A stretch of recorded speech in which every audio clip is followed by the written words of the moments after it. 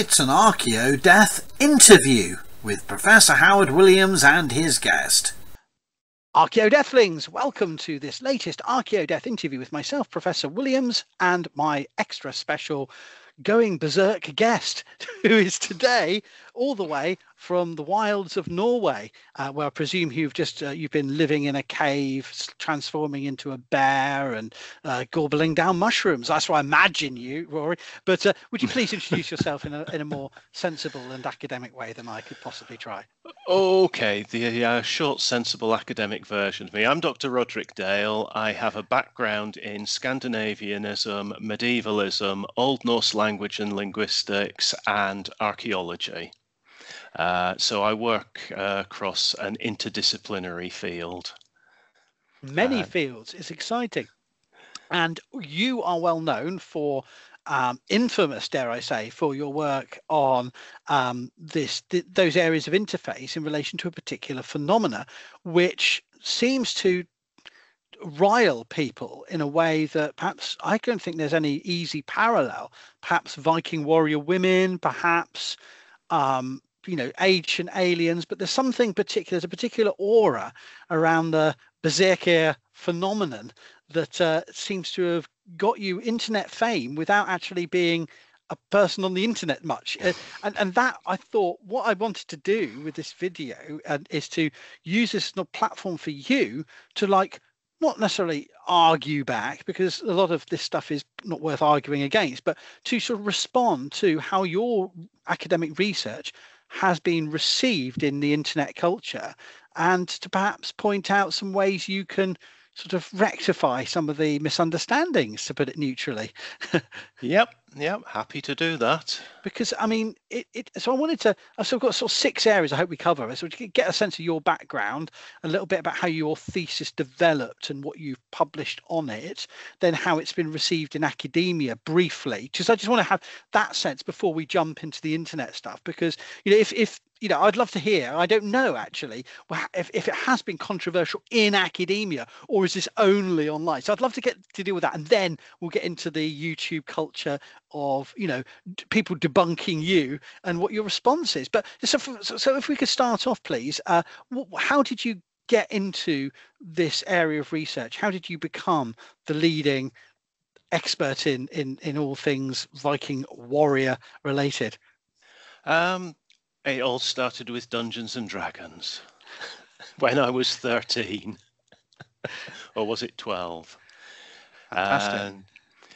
Yeah, I had an early interest in everything Old Norse. My grandma brought me up on tales of the Vikings from about when I was 6 inches tall.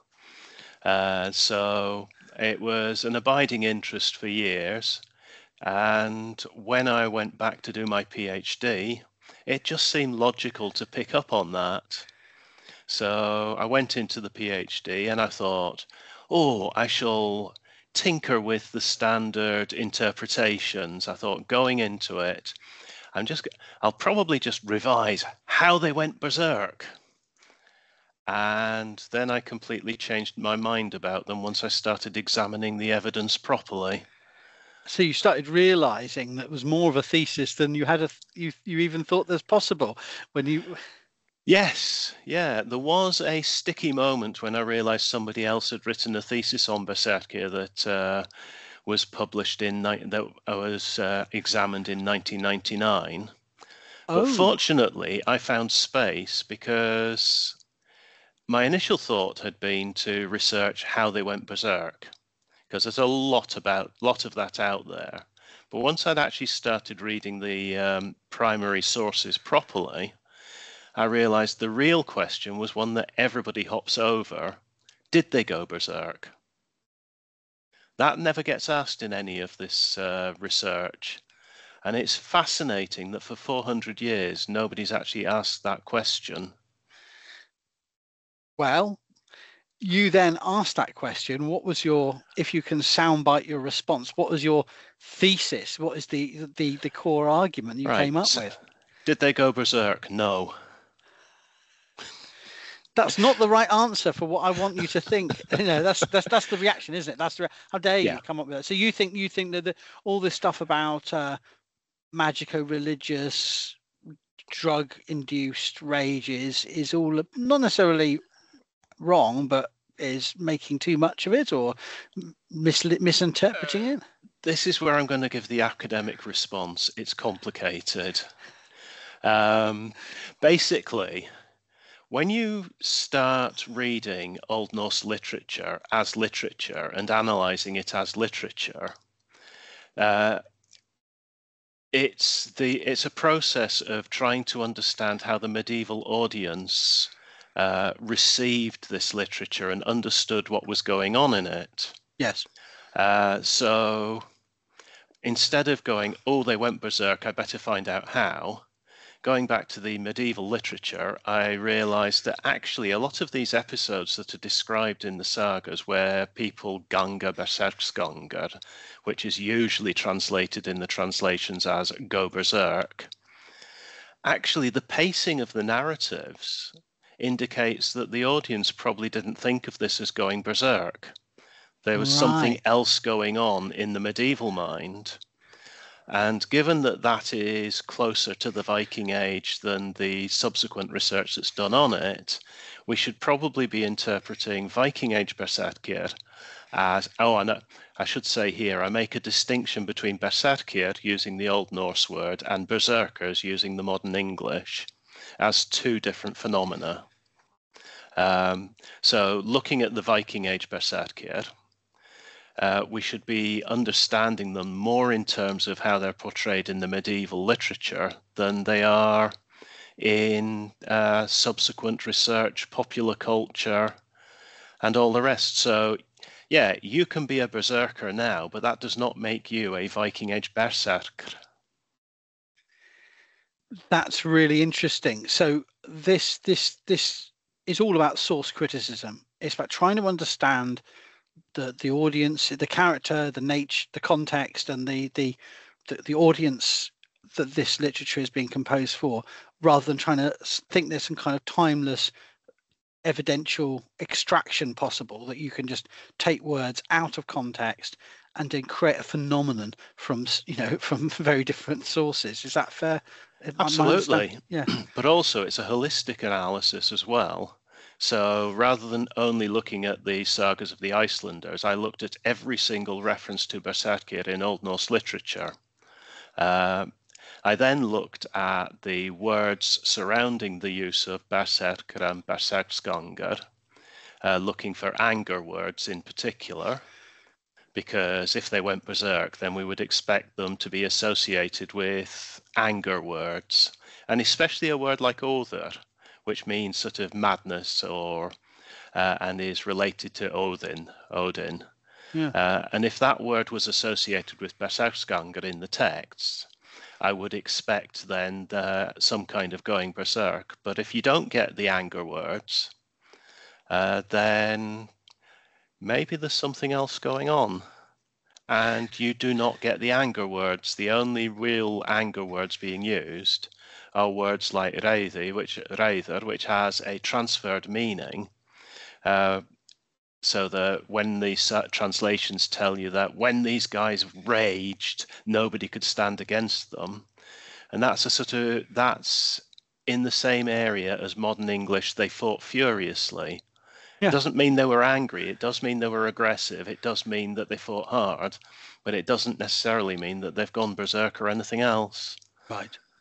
So it's more a performance of battle energy and veracity, rather than some kind of anything more.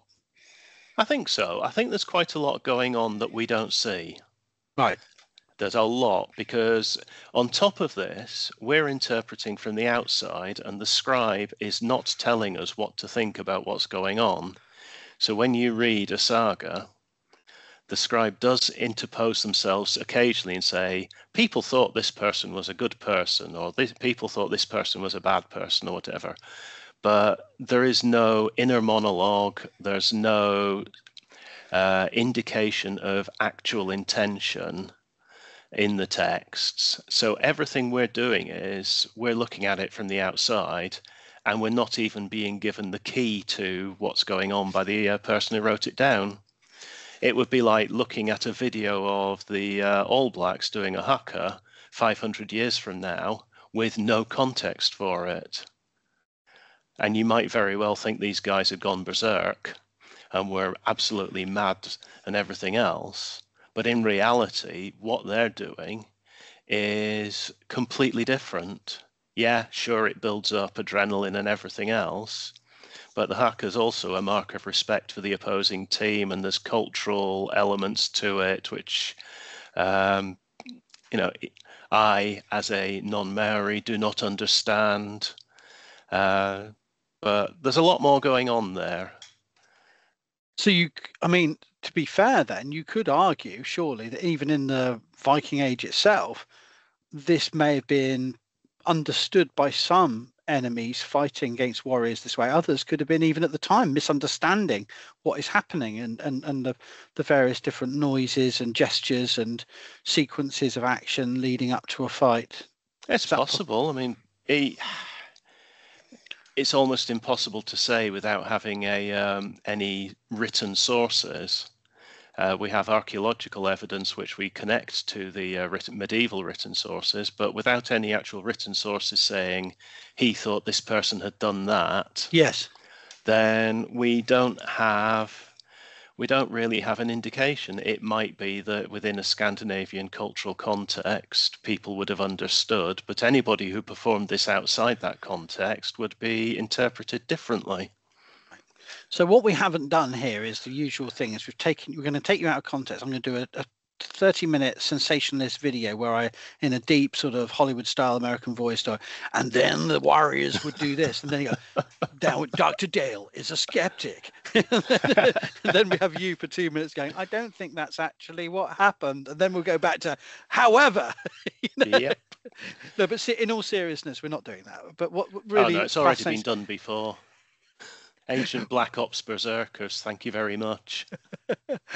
Oh my word. Okay, so despite your, I think, very reasoned, source critical thesis, which finally tackles a long open topic where there's been a lot of different views, how was that received within academia? I don't know how much you're comfortable talking about this, because obviously academia is a very small, weird world, but has it been just had any response? Has it had any pushback, to the arguments, or is it the usual awkward silence of academia? How has that been responded within academia? I don't think there's really been an awkward silence. I have been described as too lexically prescriptive. Yeah. Okay. I think basically because my focus is on what the word berserker meant to the medieval audience, right? There's been some criticism of not taking on board enough about animal identities and things like that. But then that really comes down to who you actually identify as a berserker in the sagas, and there's only a few that have definite animal connections. Böðvar Bjarki in Rolf's saga is a champion in the actual saga, but if you read Snorri's Edda, Snorri says he was a berserker. So, there's a bear connection there. You're lexically correct, but not etymologically obsessed, because that's where a lot of the focus has been, hasn't it? On like, this must mean bear as in bear animal or bare chested. I mean, that's where, isn't it a bit rich, given that has been the obsession to criticize you for actually talking about the context in which those words are actually used? I don't know. Yeah, I mean, I don't see it as a significant criticism as such. The article it came from was actually quite measured. Okay. But yeah, when people focus on etymology and say, oh, it meant this, my response is etymology is not meaning. No. And also, we don't know when the word berserker originally came into usage. So we can't actually say which of the two meanings is more correct. In some respects, because of how Snorri describes Berserksgangur and the Berserkir in his Edda, it's possible that you've got two meanings that existed in parallel. It feels like Snorri thought it meant bare as in naked, as in, but not completely naked, just without armor, as in this church was not covered with armor. But that's medieval interpretation, and it could be a folk etymology as well. I mean, I don't know if you have a views on it, but I was very much struck. One, I try to look for the forgiving view. While a lot of people are very angry and frustrated with the TV show Vikings, I actually thought it was one of the good things is that they have in two different series two very different representations of what a berserker might be, because they have sort of bare mushroom slugging, bare-chested in season 2, and then some kind of mystical sort of ninja assassin who can withstand iron and or something in season 4, trying to, but neither need be true. But I think in terms of literary tradition, I think at least it's healthy that these fictional shows that are playing fast and loose are, dancing around multiple ideas and not trying to claim one was right. But I don't know, maybe I'm too generous. No, I mean, I'm okay with the pop culture depiction. And the fact that a show that people learn a lot of history from, for good or ill, shows different variations on it. I remember there's the Ulfhednar when they're storming Paris as well. That's right. I forgot about that. Yes, there's that as well. Yeah. So it has the different variations on this. It's good to see that they're out there and that they're not immediately going, bring out the berserker, and they bring out a guy who's 7 feet tall in chains and force feed him mushrooms until they point him at the enemy. Which happens in the Russian Viking movie, where they have the Swedish mercenaries. Oh, the one that came out around 2016. They literally say, bring out the berserker. It's like they've got a cave troll, type. Yeah. And again, you see that in something like Berserker, the Nordic Curse. Right. Yeah, I think that's the full title. Where at the very beginning it describes Berserkir as animalistic warriors who were kept in cages and fed on human meat until released upon the enemy in battle. And I have heard that actually cited as fact by somebody on a forum before now. So, Vikings is actually really not too bad in that respect. Okay, it could be worse. Thank you for giving me that context. And so academic reception has been generally favourable / it's not jarred people in the academy to any substantive degree, I think there's a generally positive reception. The only review I've actually read of it was utterly glowing and saying that my book, Myths and Realities of the Viking Berserker, ought to be on every single syllabus about the Vikings ever as an example of method, which I am very grateful for. And no, I did not write that review myself. So there is a very positive reception, but there's also... There are articles that cite my work, but because of how it's cited, it feels like my conclusions are misrepresented. Happens a lot. Yeah, I can't deny it. I go. It's usually, in fact, there's more than not. It's more for me. Well, they've cited me. That's nice. Did they have to, and why? And have they actually said anything that I said? No, they've just misunderstood that. So it's a mix, isn't it? But it's mixed. It's mixed. But the reception is there. The work is being used, and as we know, it takes a long time for academic work to percolate through. Yes. And especially with a topic like this, it's very hard for people to step away from what they've always grown up with. So if that's the case, and my instinct is that is not atypical for academia, how does that relate to the reception in, I don't know if it's just YouTube, but in the internet world of Reddit, of whatever different apps there are? How has your work been taken, given that, to be honest, no disrespect, but you're not one of those rent-a-mouse who appears commenting on every piece of research, comment from Dr. Dale, who was not involved in the research, said, you're not one of those kind of characters yourself, and you're not, you haven't made an internet career out of this. You have by other people commenting on it. So I'm really intrigued into how you have managed that, managed as in the sense of coped, and what kind of things are being said about your work. I mean, what's being said about my work? There are enough people out there saying, "Oh, this is really interesting. I like this idea." There are people out there who've said I should hand back my PhD because I know nothing. That's slightly less good, yeah. Oh, actually, no, I've got that printed out on my office wall as a badge of honor. I figure if people are that moved by it, they're engaging with my work. Yeah, no, it's all good. I've had a few like that myself.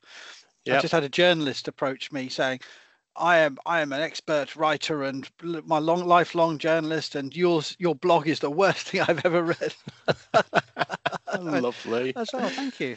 So kind of them. At least they've I did send them a direct personal email. I said, thank you. Can I just clarify this was sent by you? And they went, yes. I said, can I ask the meaning? It's quite clear what I mean. It's terrible. I could give you a lesson. I said, well, if I ever move into creative writing or journalism, surely I will. But yeah, people do get very, very, very. Yeah, that was on a less controversial topic, I should hasten to add, of the Chester Cross in the centre of the city of Chester. I don't know why it inspired such rage, but anyway, so maybe he was a berserker.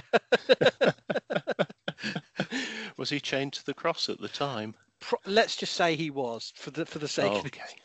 But no, people engage strongly with these things. People find their identity in these topics. So when somebody says that I'm completely wrong, I have to first think, well, why are they so wrapped up in this topic? Why does it mean so much to them that me saying that the situation is more complicated than most would present it as, and that it's probably not exactly what they're imagining, then first off, I should be happy that they're actually interested.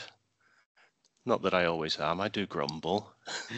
And secondly, are there any opportunities to change their minds? So there's that.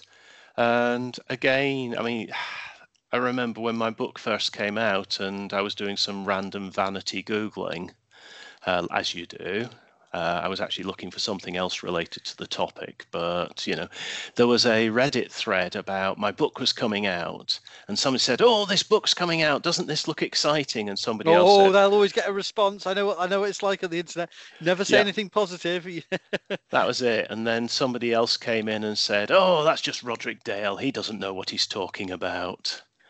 And then there was somebody else came in and said, "Oh, I convinced Roderick Dale differently about it in a discussion," and I don't remember that discussion, I'm afraid. So if you're actually watching this, I apologise. I see your point of view. Yeah, it's quite likely that I did a fairly attempt at a neutral deflection.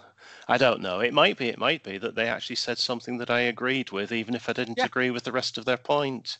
Exactly, I honestly don't remember. So there's this whole range of ideas, but what strikes me most about it is how so often people will what strikes me most about it is how so often people will refer to a translation of a saga and present it as, here is the one true version. And the translation will invariably say, Ljotre the Pale went berserk at Egil, or something like that. Because this is how the translations are. But it is presented in almost the same way as a doorstep Christian presents you a verse from the Bible and expects you to have an epiphany. At least this is how it feels to me.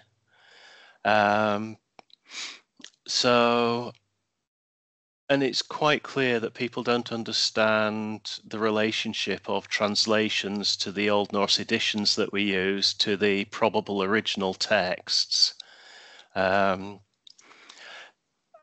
which comes back to the source criticism. But this is very common, alongside the idea of people saying, well, you've never gone berserk, so you obviously don't know what being a berserker is.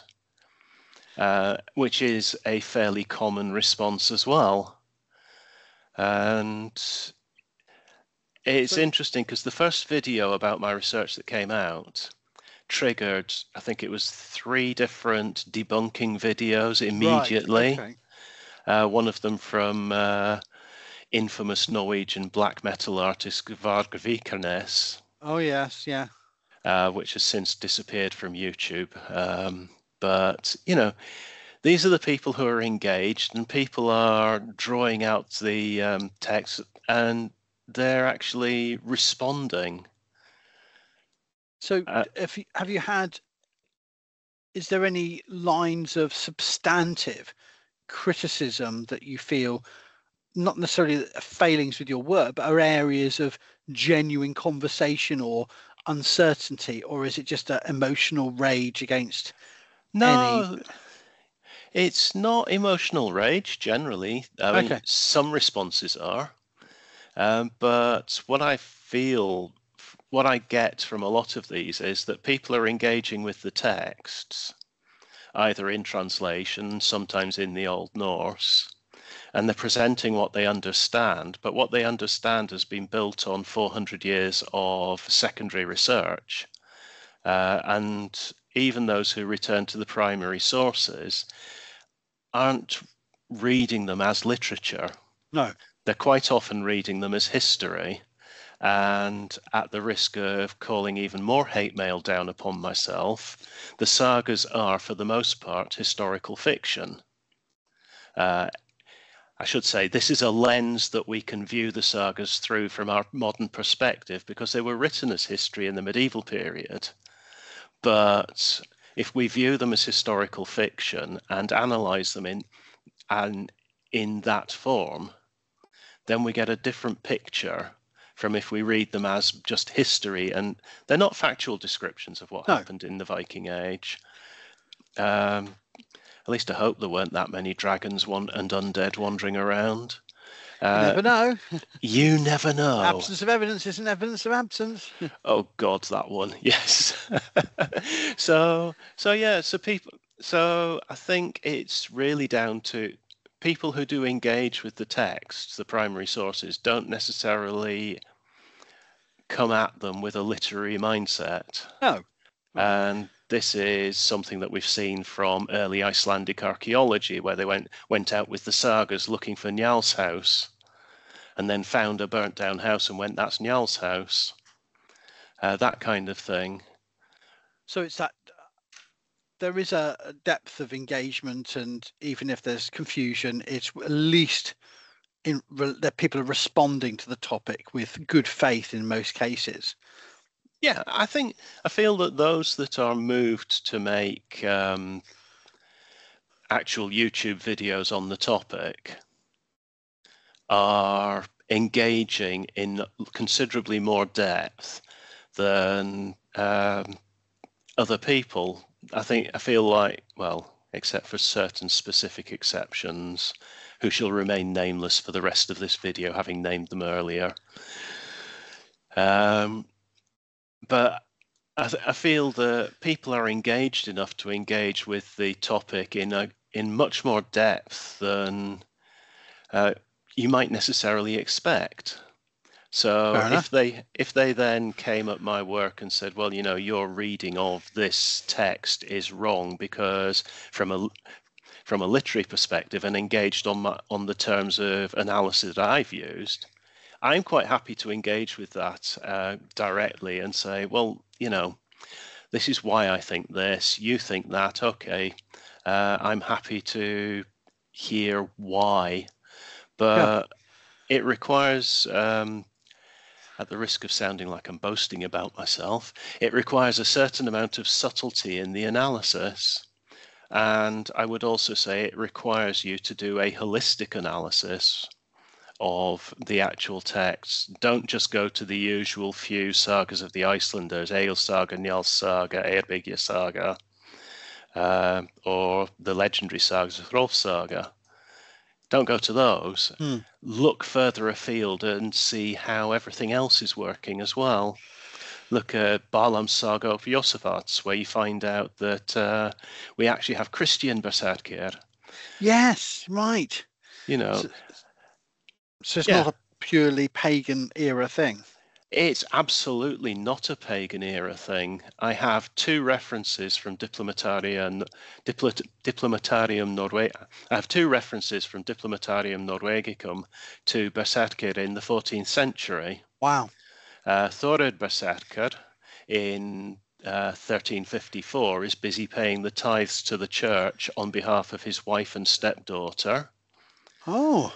And then, even better, Master Ogmund Berserker is buried in St. Hallvard's Church in Oslo. No way! And he's mentioned in a will from 1389, where a monk is writing the will saying he wants to be buried near his kinsman, Master Ogmund. And the word used for master is actually an ecclesiastical title. So, mid-14th century, both related to the Christian church. Yeah. I'm just going to say hashtag not all berserkr. So, in terms of this thinking about this as a sort of final point, as a case study in how we do public history and public archaeology, you've had to sort of, though you're not creating it yourself, you're out there with this thesis circulating for those who aren't accessing the book. So I suppose the challenge is this, does this make you uncomfortable? Does it just not bother you? Is it just part of the, how do you feel other scholars should, take guidance or inspiration from your example? Because I don't know if from what you said it's a storm, but you've weathered it. You seem to be weathering it in terms of dealing with the nonsense without making combative 50 tweet long rants or half an hour videos about a 2-minute video or something. You're keeping it reasonably Loctite. Is that fair to say? Other than yeah, I mean, I'm not putting myself out there too much. I almost feel like people are bored of hearing me talking about berserkr. My next one will be Viking warriors, be warned. But in brackets, more berserkers. Close no, brackets. Not even close. I'm teasing. Just wait to see if it weathers peer review, and then we'll see. Probably the peer review will be, I didn't see once the mention of the berserkers. Yes, absolutely. But no, the challenge is communicating. The challenge is explaining the methodology in a way that people can actually take it on board and go, oh, that makes sense. I think that's key, isn't it? You're absolutely right. It's if you can take people, not everyone wants it, but if you have time and opportunity to take people on a journey of whatever it may be, different kinds of data, different kinds of sequence of questioning, that is the way to do it, isn't it? But you can't always do that in a Facebook post, an Instagram reel, or even in a documentary for TV. It's not. Yeah. You don't. Yeah, I'm not saying, I'm not making past judgment on your work. I'm just saying often I'm quite relieved not to get quoted about certain things that I think. I was at a certain TV program recently, I said, but they should have asked me about that. I've done research on that. I thought, actually, probably the best they didn't. Yeah, I sometimes feel that way myself. But I mean, if people ask me, I'm happy to explain my thoughts. I'm happy to explain my methodology. I would like people to understand that methodology. I do worry that I am not always the clearest in communicating exactly what I'm doing. But then we are, as academics, we're chronic overthinkers and our own worst enemies. Yes, that's very good. So I do think a lot about how can I actually explain what I think the historical reality in the Viking Age was, how I think the medieval audience understood what the word meant. Have I missed anything here? This is a constant worry as well. I mean, if I included everything, the book would have been like 5,000 pages long. It would be 3 volumes of Lord of the Rings plus the Silmarillion plus a bit more. So yeah, but suggesting alternatives in a gentle way that can get people thinking, rather than going out and being combative and going berserk at people. So do you feel, from your experience of weathering this storm, if you put it that way, because there's abuse comes with it, threats come with it, you know, even if it's a tiny minority, it can slowly creep over you, can't it? This sense, but you've weathered this. I mean, how?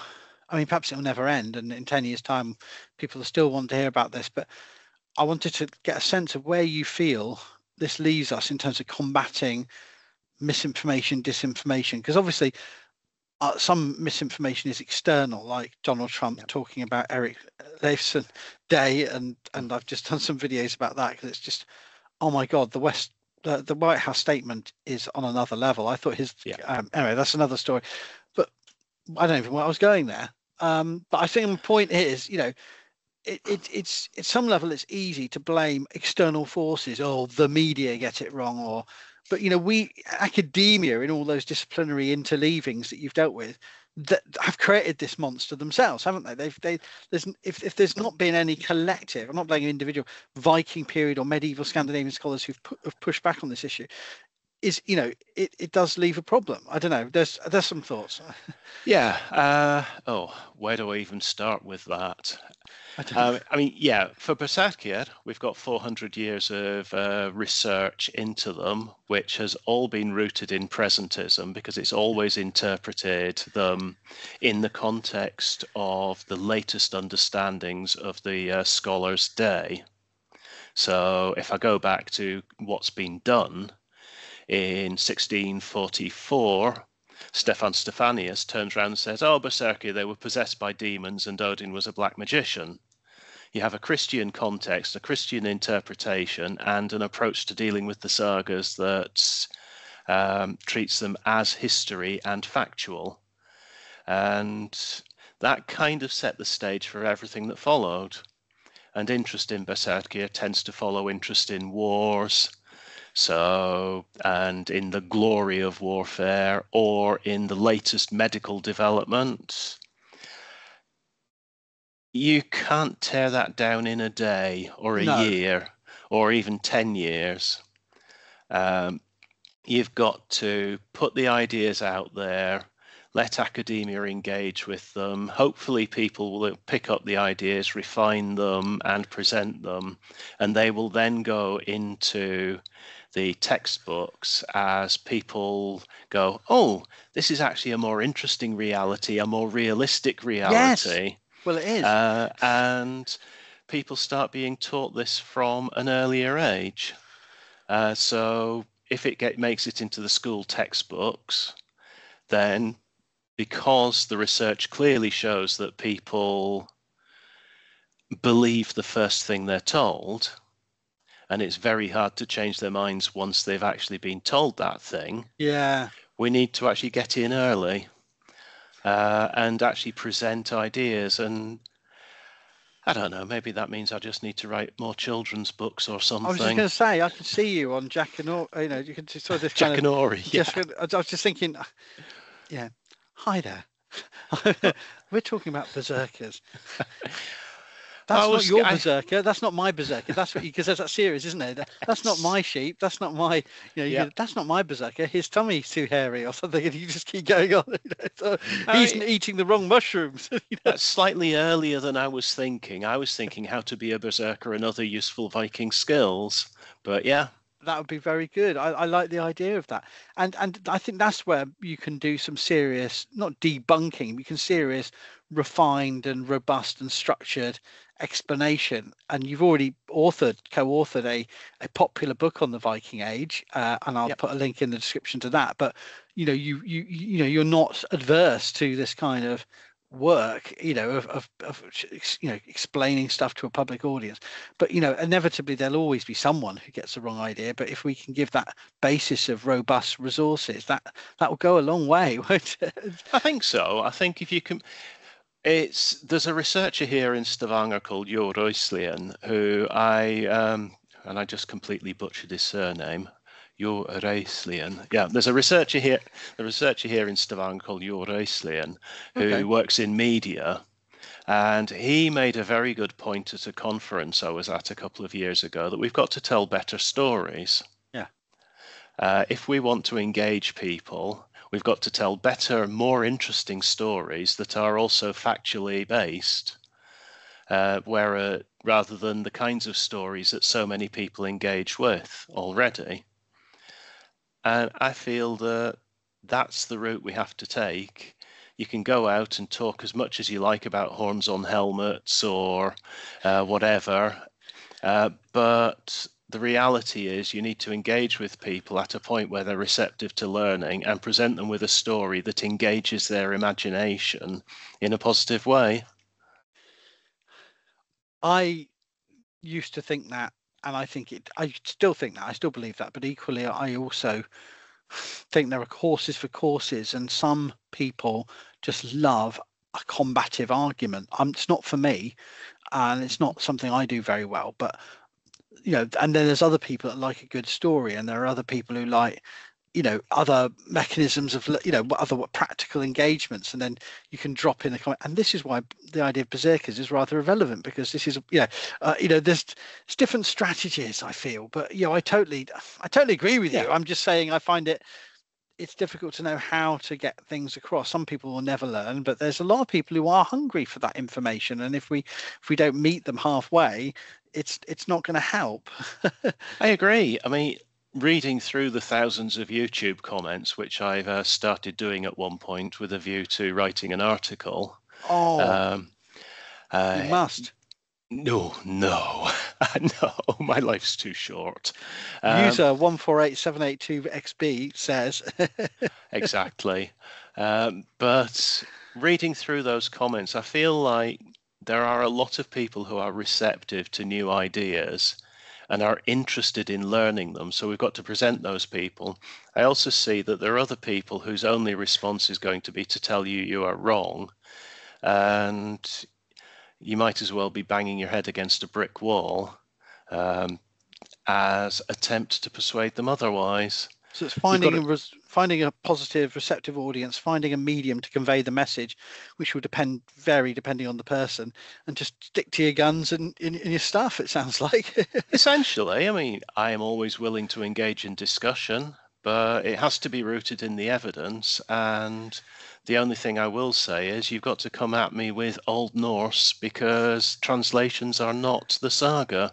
No, exactly. Absolutely. And to be honest, neither are the editions of the Old Norse sagas either. No. As Judith Yesh once memorably said, this is not the saga. This Old Norse edition is not the saga. This manuscript here is not the saga. Perhaps I over-exaggerate slightly there for effect, but essentially there's interpretation going on. Okay, so we've got to actually explain to people like that if they're reading it in translation, this has gone through a lot of different filters. Yes. If they're reading the Old Norse, then they need to understand that the edition is quite often built up from multiple manuscripts because bits were missing because worms ate it or something, or somebody wiped their bum with it. Yeah. And because there are multiple variations on these sagas as well, there's clearly multiple stories being told about these same events. So we've got to actually understand that there's a lot going on before we even see the texts that we read.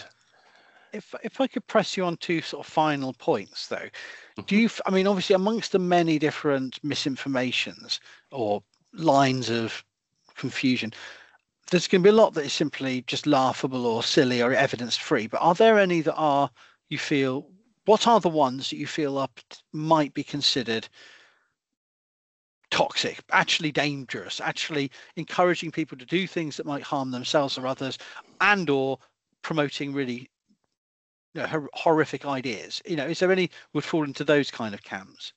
Yes. The really obvious one is the research done in the 20s and 30s in Germany of the Männerbund, Right.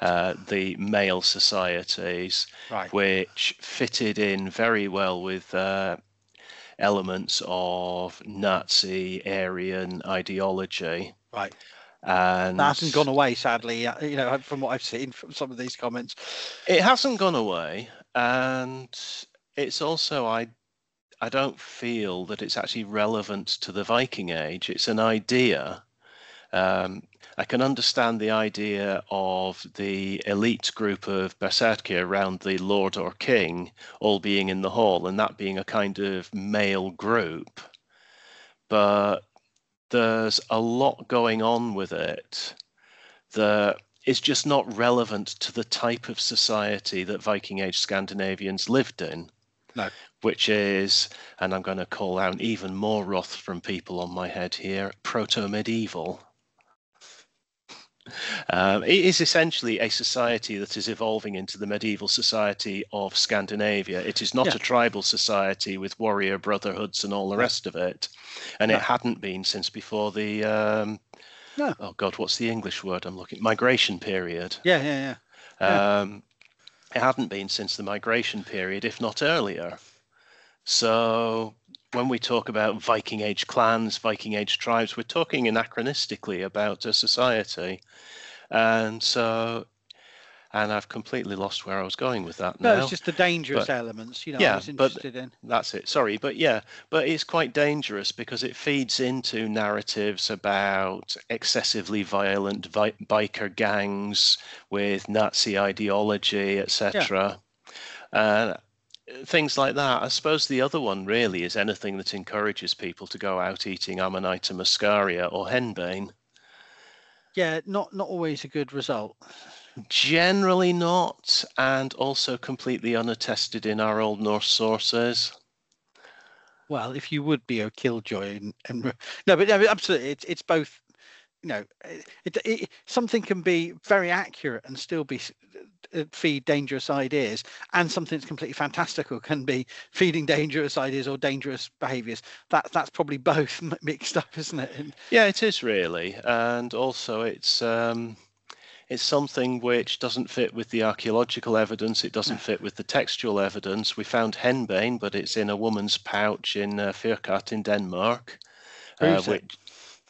Was it Rusa? Okay. No, I said proves it. Proves it. Sorry, proves yes. it. It must be true, Well, no, but it's found in a woman's grave, and she's thought to be a vulva, a seeress.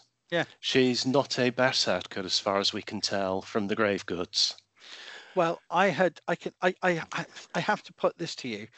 You probably had a lot more experience of non-society. So we talked about dangerous. I wanted to say, what is the most ridiculous and yet idea, the laughable idea that is out there? I mean, they're all kind of bordering on comedic, some of them, but is there one that is maybe mostly harmless but utterly comedic that you've come across as an explanation or attribute of the berserker? Is there anything That's a good question. I mean, I think for me, the idea that they ran naked into battle is sufficiently comedic as to, I address it, but it's also quite hilarious because I cannot imagine people in Scandinavia running naked into battle. Okay, I've got one for you that I've only just heard, and I don't know if it'll be low on your ratings and just, everyone says that, or it'll be what? We know they took mushrooms to go berserk because, it was said to me, their sword pommels look like mushrooms. And therefore, the mushrooms were important for their warrior's identity.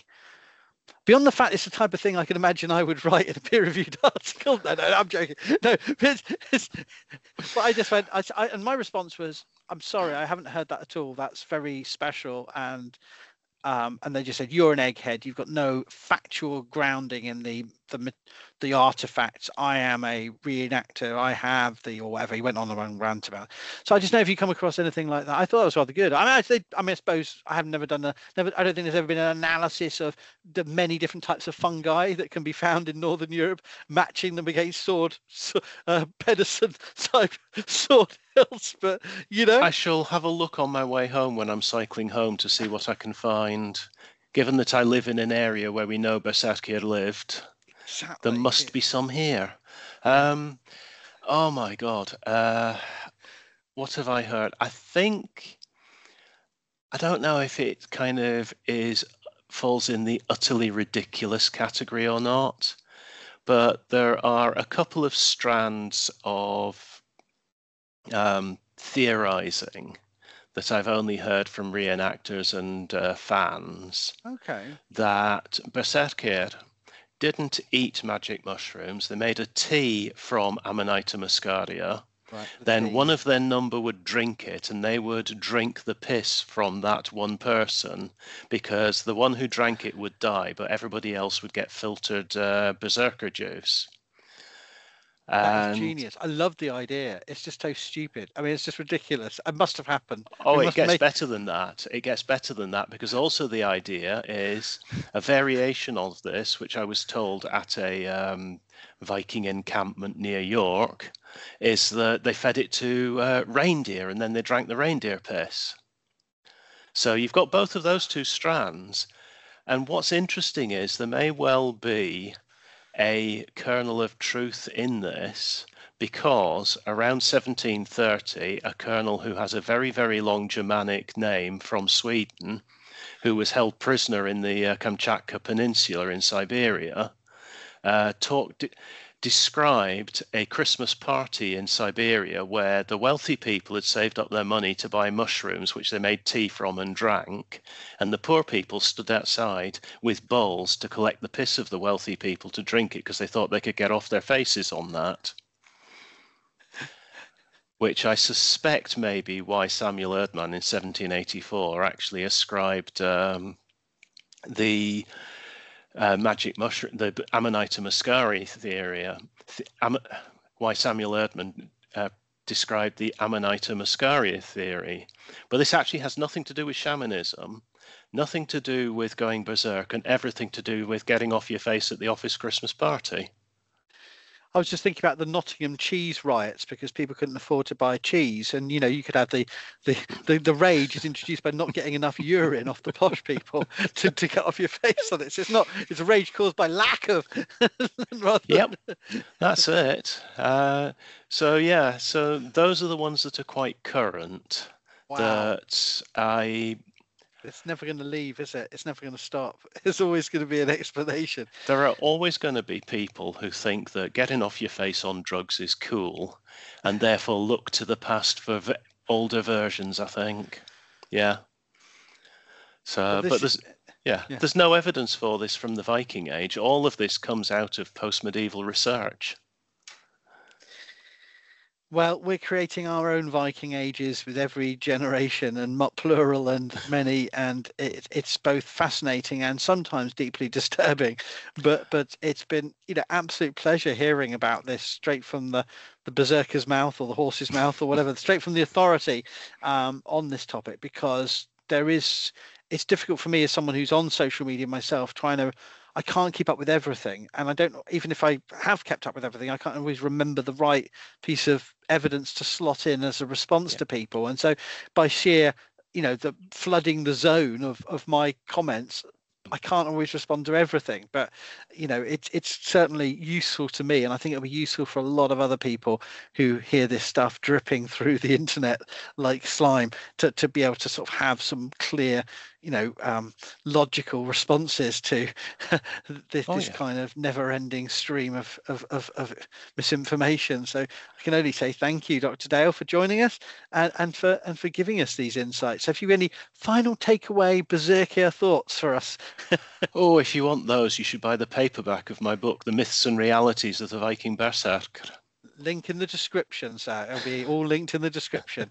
And absolutely, and this is the way to do it. You know, that's where your Berserker Bible to have on your shelf to regale people at dinner parties, so that they all know. Just ignore the typos. There's always typos. I blame the publishers. It's never my fault. No, it's gremlins. It's absolutely Exactly. Gremlins. Yeah, Exactly. Yeah. They probably ate too many mushrooms when doing the copy editing. That's what I think. Probably. It's lovely to talk to you. Thank you so much, and just keep on doing your stuff. It's great. Thank you. It's my pleasure talking to you. It's always good to talk this topic. Follow ArchaeoDeath on YouTube, TikTok, WordPress, and a host of other social media.